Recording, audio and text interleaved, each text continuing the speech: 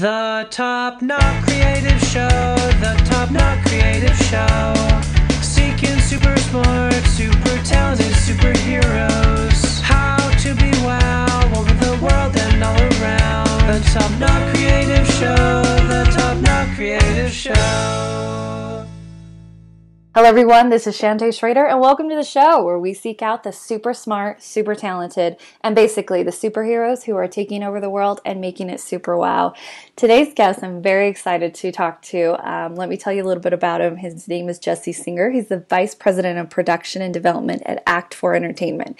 And he's also run a very successful Kickstarter campaign where he is bringing to the stage and he's producing American Psycho, which is very cool. And you know what? Without further ado, we're going to learn more about the project. We're going to learn more about Jesse and his experience and American Psycho. Let's bring him onto the show. Jesse, thank you for joining us today. Thanks so much for having me. I really appreciate the opportunity. Well, we are excited to learn more. But first, I want to learn about you. I want to learn what your experience and your history is and what led you to this really cool entertainment industry, being a producer, all that. All right. Well, let me think about where to get started. I guess, as a kid, I was always involved in kind of different creative things. And in high school, got very involved in acting. In college, I did some acting as well. Also some directing. I was actually a film major. I kind of tried my hand at different aspects of this area, but I would say towards the end of college, I just found that producing was the thing I was most excited about, being a great combination of both the business side of things, but also being able to access the creative side of a project through all of the stages, and that really got me kind of excited about pursuing a career in producing. So, love it. Now, Act 4 Entertainment, that is your production company.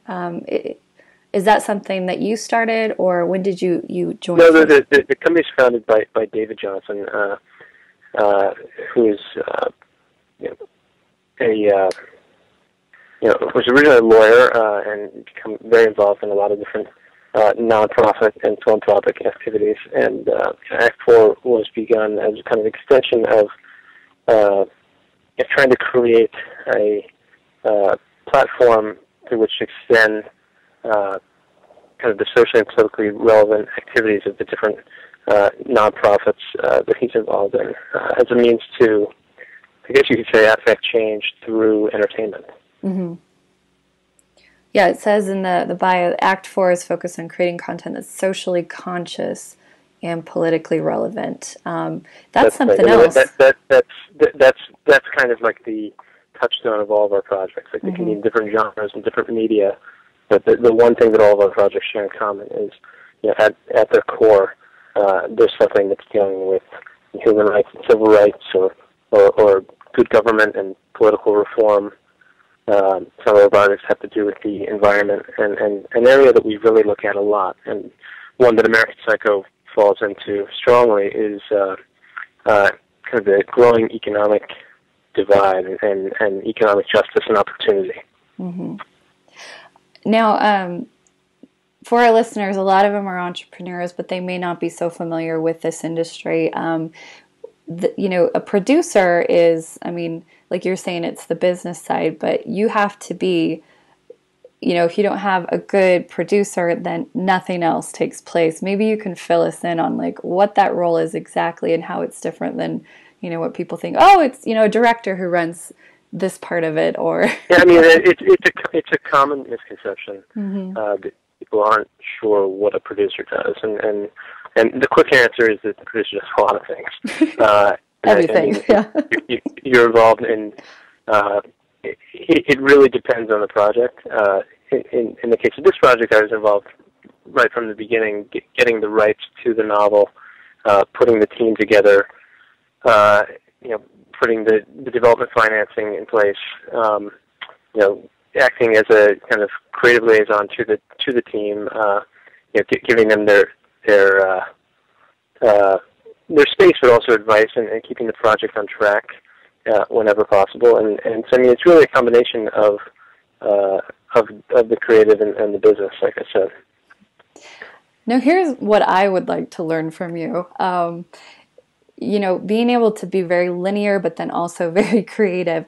How do you stay focused? I mean, what is your tip that you would share with someone like me who I am just like distracted by every shiny thing? Yeah, that's a really good question. I mean, the way that I approach any project is, and you know, it'd be very easy to try to pick a project that I think other people would like. Like, oh, this would be a hit because you know, there's audiences like this. But it's very hard for me to separate what I like versus what I think other people would like. And there are some producers who've done that incredibly successfully, and it may be their taste, it may not be. But for me, I know that, you know, taking a project on means years of living with a project and working on a project and getting it to a place where before there's any, you know, before it's even in a place where people are talking about it, I'm living with it for a long time. And I have to care about it enough and be passionate about it enough personally to want to pursue it. So that to me is kind of like a starting point. Like if I don't get excited about an idea or something, like I'm not even going to get involved. Does that make sense? Yes, yeah. I mean, I guess to answer your question, to me, the projects start. Yeah, they can start with an idea or an area, but it has to be something that I'm personally passionate about. Before, you know, of course, I'm evaluating the business prospects or something as well. But you know, I'm always excited about the idea first. If that makes sense. Yeah, so you know it will not only captivate your attention, but keep it for the long haul, knowing that you will have to live with it. That's right. Now, American Psycho, you know, we talked about Act 4, you know, the content that they focus on. American Psycho definitely falls into that, as you explained a little bit. Now, when this idea was presented, as far as bringing it to the stage, what were your initial thoughts? Well, my initial thoughts were, you know, it came out of a relationship with Bret Easton Ellis, the author of the novel American Psycho. That this is the first time on a professional level that I've ever gotten involved in a stage production, and it's been rewarding both professionally but really personally as a kind of full circle back to like a lot of the stage work that I did in high school and college. And the idea was that, you know, first of all, I love the novel and the film American Psycho, and it just seemed like, given the, you know, kind of the area that, you know, the story's about, seemed very timely with what's going on now. The amount of music that's present in the source material really lent itself to a musical stage adaptation. And there's just like this, you know, despite 20 years going by since the novel was published, there's this, it just feels very current and cool.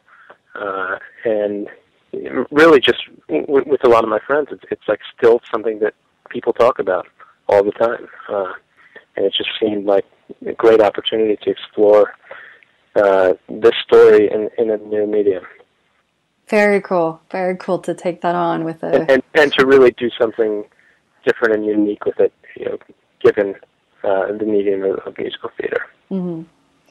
Now, when the decision to do this via Kickstarter, where did that come into play? Yeah, I was having lunch with a friend of mine who's very much a social entrepreneur himself, and I've known a lot of people who have done Kickstarter campaigns, and I hadn't really considered doing it for this project. And he said, "Oh, you should put this on Kickstarter. That would raise money like in a second." And of course, I was like, "Oh no, I'm not going to do that for a stage production. These other things that are raising money via Kickstarter films, you can give people a DVD. You can give them something that is like a hard copy of the material."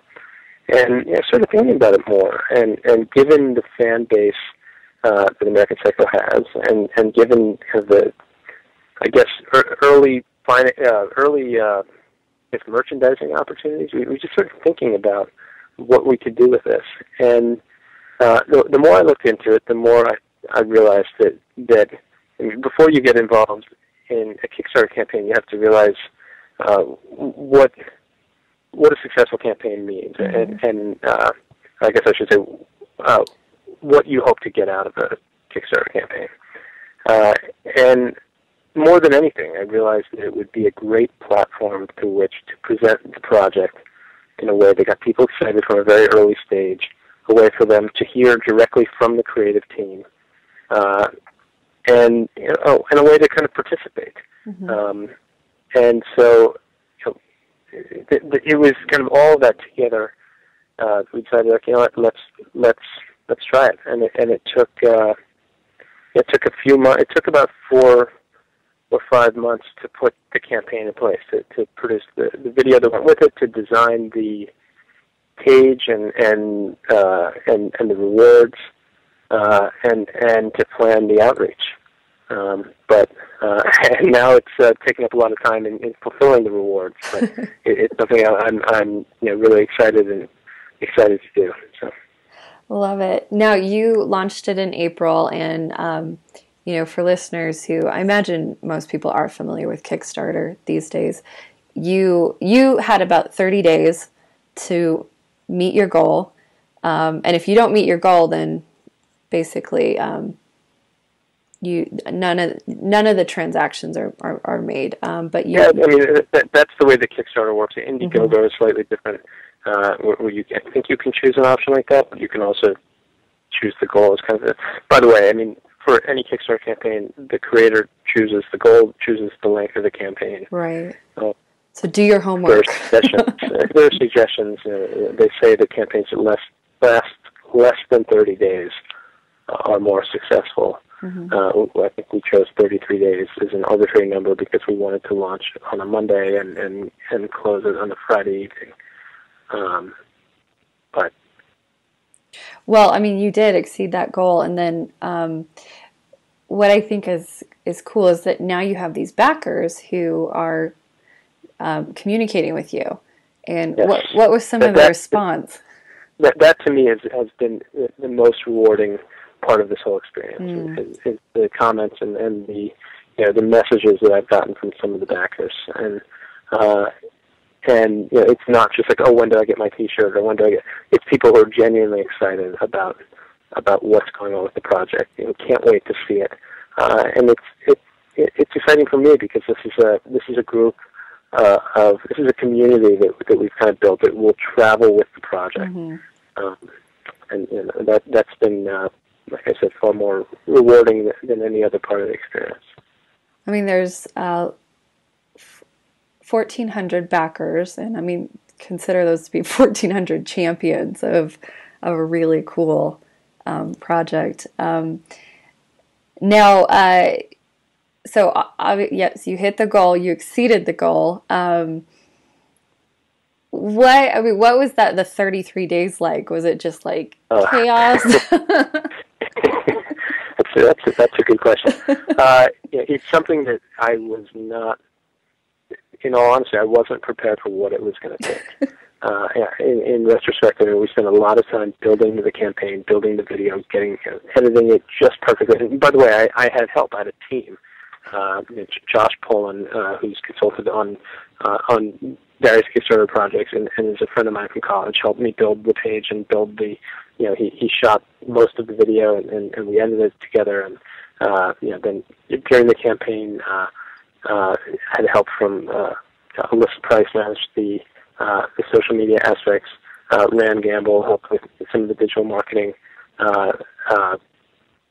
Tony Yates, who's a graphic designer and artist, designed a lot of the artwork and T-shirt designs and things like that. So, I mean, it really was a team effort.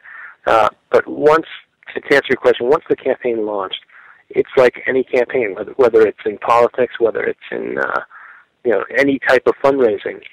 It's trench warfare. It's 24/7. How do we get the message out?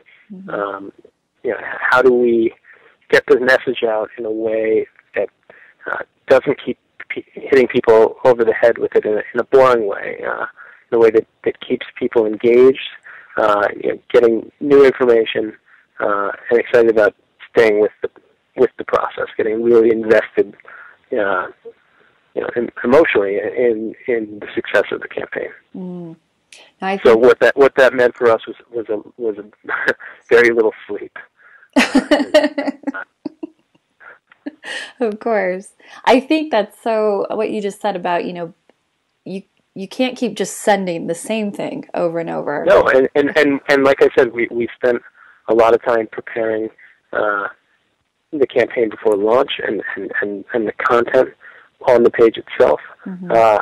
If I were doing it again, I would spend a lot more time on the outreach plan, because it's like any marketing campaign. You really have to you really have to have your ducks in a row. Mm-hmm. If you look at some of the larger campaigns that have been successful, Zach Braff's campaign ran parallel to ours. It launched 2 days after and raised a lot of money very quickly. Veronica Mars, of course, people aware of. Currently, the Spike Lee project. I mean, it's very exciting that this is a platform through which independent filmmakers, celebrities, everybody. It's I don't want to say it's an equal playing field. I mean, the platform is the same, but you better believe that some of the bigger campaigns have a very sophisticated marketing plan in place. Like, you can't just expect that something is going to go viral. It is you really need to think about how you're going to get the message out through multiple social media platforms, through direct emails, phone calls, PR. I mean, we checked as many of the boxes as we could, and it was still a challenge. I mean, we did exceed our goal on the final day of the campaign. It was a bit of a nail biter at times, but we remained confident and just kept our focus. Love it. And I mean, I'm looking at the designs of the T-shirts. They're so cool. Everyone needs. We actually just got those T-shirts in last week. 10 huge boxes delivered, and now we're going to start mailing them out to everybody. Which I've now sent out the signed novels, and kind of as each reward is coming in, we're putting this together. So a lot of mailing. Now, what are maybe one or two things you just felt like you guys did really right? Whether it was you knew in advance or you just kind of had like intuitive nudge to be like, let's do it this way. The content, whatever you think you really did right. Well, I mean, you have to think about Kickstarter in a way as like a pop-up shop, where you. I think it's great when people get invested in the project and wanting it to succeed. But if you don't have really something that people want, because the contract on a Kickstarter campaign between the backer and the site creator is, I'm putting a T-shirt on the site, you're buying the T-shirt. Like that is the only contract between the two parties. And unless that content is great, unless that it can be merchandise, it can be music. It has to be something that people want, in addition to wanting to help the campaign. So I'm sorry. Can you remind me the question? I forget what I was on. Just what you feel like you really did right during. What we did right. Yeah. The feedback that I got a lot was that we designed a Kickstarter campaign that people got really. As fans of American Psycho, it really got them excited about the project. Mm-hmm. I really designed the site with that in mind. Mm-hmm. And coming from a fan perspective myself, naming the different reward categories after lines that people remember from the novel, remember from the film. I was talking to Duncan Sheik about releasing some of his music, and he said, what if we have like a USB card? It can be kind of like a mini LP. And I said, why? We can just send people MP3s. It won't cost us anything to create that, and we won't have to spend any money on mailing. And Duncan said, no, I want people to have something kind of like a physical object. And so I started looking into USB, drives, and I came across a site that offered USB drives that look like credit cards or business cards. And then, like, immediately light bulb went off. Like, we can design a USB drive that looks like Patrick Bateman's business card, which is really like one of the things that people really remember. Totally. And that had a very overwhelmingly positive response from fans, and it's picked up on a lot of different blogs.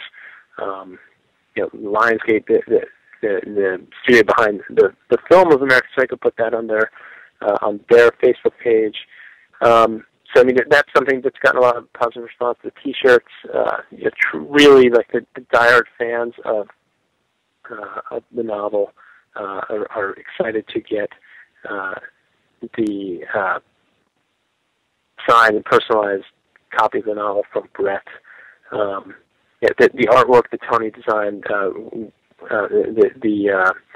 the gallery quality prints that we're making have gotten a lot of positive feedback. And most importantly, above all that, people have responded to the demos that Duncan composed, and the demos he's singing as well, which I think bodes really well for the response that people will have when we're actually live and on stage. I mean, what I'm hearing from you is make it easy for people to be excited. They don't have to really overthink anything other than, I mean, I'm looking through the whole campaign, and it's just like you're telling the story. It's very easy to follow to the next thing, to the next thing. It's also visually just very compelling. The books. Thank you. What they look like. The copy, this is not an exit. I think things like that is so cool. Now, what's next? What's next? With what specifically? For the production, and then for you as producer man. Well, the project is essentially in pre-production right now. We start rehearsals at the beginning of October in London, and we're in the middle of casting right now. There are marketing meetings on a weekly or bi-weekly basis. And there's a lot going on right now, and it's essentially pre-production. So the time between now and October will go by very quickly, and then we have, I think, 7 weeks of rehearsal before previews begin at the beginning of December, with an official opening. The press night is on December 12th, and then we run until January 25th. So this will be a limited run, but at a fantastic theater called the Almeida, which is in Islington, a very nice part of London. And this theater will be a unique opportunity to see the show because it's really an intimate space. I think about 320 seats. So that's kind of where we're at on the project right now, and it's taking up most of my time, but I'm happy to be spending it on this project because I'm just really personally excited about it. Very cool. Now, I guess the next question our listeners have are, tickets are on sale now, are they not? Yes, they've been on sale, and they're selling very well, actually. Okay. And there is a link, so we'll include that on our website where they can go to. Yeah, they can be purchased through either the Almeida website or through the Headlong website, which are the two co-producing companies on the project. Okay. And right now the campaign is closed. You have your 1,400 backers. Is there any other way for someone, who's really just excited about this to be involved on any level other than watching, buying tickets and watching? Anybody is able to message me through the Kickstarter site. There's a little contact me button by my picture and bio. And I have had a lot of requests beyond the campaign being completed. I missed the deadline. I really want to help the project. Can I still get this T-shirt or this, this art print. And now that we've gone to production on a lot of these things, we have some extra inventory, but not much. So, I mean, we're more than happy to honor the requests if we can. And again, the easiest way to reach out to me is via that Kickstarter site in the Contact Me section. Mm-hmm. And we'll make sure for our listeners to have that link on our website, so it's really easy to find. Now, do you think you would use Kickstarter again to do another campaign in the future? That is a tricky question. I don't know. Again, it has to be in line with goals of the product because it all needs to add up. If you need the marketing and PR presence in addition to offsetting some of your costs, raising more funds, and you can put together like a great product that people want, I would probably do it again. But I'm not going to lie and say that it hasn't been a lot of work. Going into Brett and I were talking because Brett has done a Kickstarter campaign before for his film The Canyons, which looks fantastic. It's about to open actually, and they raised, I think, just over 150,000, 160,000 on Kickstarter. And when I first had dinner with Brett, and I said, "So, what do you think about this?" He was the first person on the team that I wanted to make sure that everybody was okay doing this because I knew it was going to be a lot of work and a lot of exposure. And Brett's initial response was, "I don't want to do another Kickstarter campaign." And now I know why he said that. But in retrospect, everybody's really glad that we did this. It's been great for the project. It's been great to get the kind of response we've been getting. It's really been like a very positive affirmation of being on the right track. Mm-hmm. And if anything, you can add an expert in crowdfunding through Kickstarter to your your list of. Yeah, I have to say I have gotten a lot of questions from people about to launch campaigns or who are currently in the middle of campaigns, and I'm happy to help. So. I imagine Ted, the platform's going to be calling you and saying, "Hey, would you mind giving a 25-minute talk at one of our conferences to show people how to do this right?" I haven't gotten that call yet, but I'd be happy to do it. Well, if I know someone, I'm just going to send them your direction. Well, thank you so much, Jesse, for being on the show, for sharing all of your experience. It's a really cool project. Thank you again for having me. It's just been fun. Of course. Do you think you'll make it to London to see the show? Oh, that is going on the list right now. All right. Because I have a few months to work with. But, I was just in Europe 2 months ago, so any opportunity to hit overseas again? Hey, Christmas in London could be pretty nice, right? I would not hate that. I think that would be exactly what this American psycho needs in her life. So, no, very cool.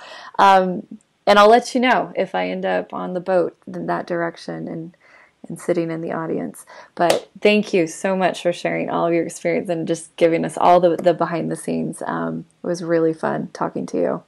It's been my pleasure. Thanks again. Wonderful. Now stay in line. Now to our listeners, thank you for listening. Remember to subscribe to us on iTunes and YouTube.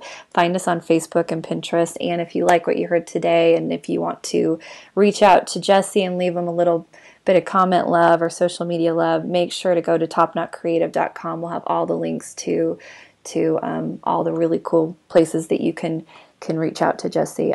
But thank you for listening. Get out there, build something beautiful. Till next time, take care.